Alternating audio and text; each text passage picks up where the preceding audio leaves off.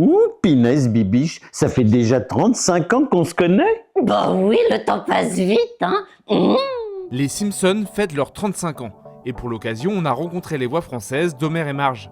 C'est vrai que quand on a démarré la série, on s'attendait pas du tout à une durée aussi longue. La série était vraiment un peu bricolée, des personnages à la peau jaune, des cheveux bleus.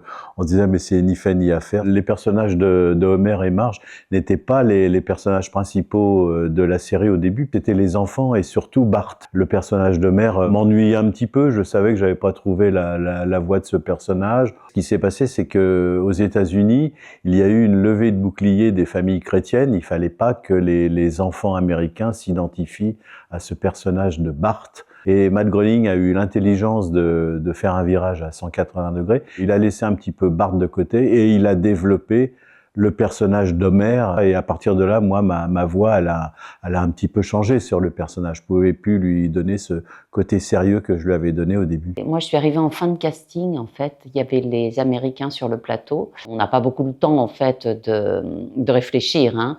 Donc, on se lance dans un truc un peu improbable. Donc, et ça a marché. La seule question qu'on m'a posée, c'est si je pouvais garder cette voix dans la durée, dans la continuité. J'ai évidemment répondu oui. Au début, j'avais vraiment besoin de l'image de Marge pour trouver ma voix et je faisais systématiquement des gammes.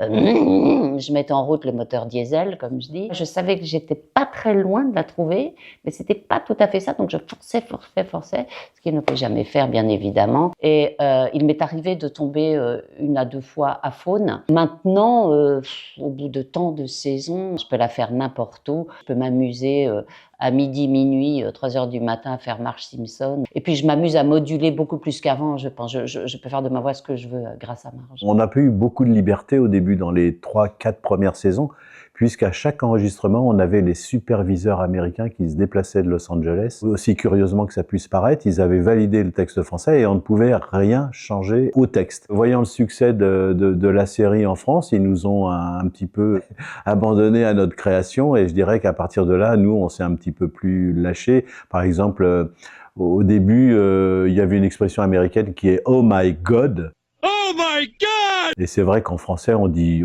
rarement « Oh mon Dieu », quoi. En français, c'est devenu « Ouh, pinaise ». Et donc, on a gardé cette expression un petit peu désuète qui correspondait bien au personnage d'Homer. Il veut pas que sa fille aille à la bibliothèque. Et effectivement, ça, c'est des expressions qui n'existent pas dans la version originale, mais que nous, on a rajouté, c'est un peu des petits gimmicks de la version française. On s'est rencontrés sur le casting, en fait, en 89. C'est vrai que... Et puis, on ne s'est plus quittés. Voilà, et puis on s'est rapprochés. L'obscurité des studios nous a rapprochés.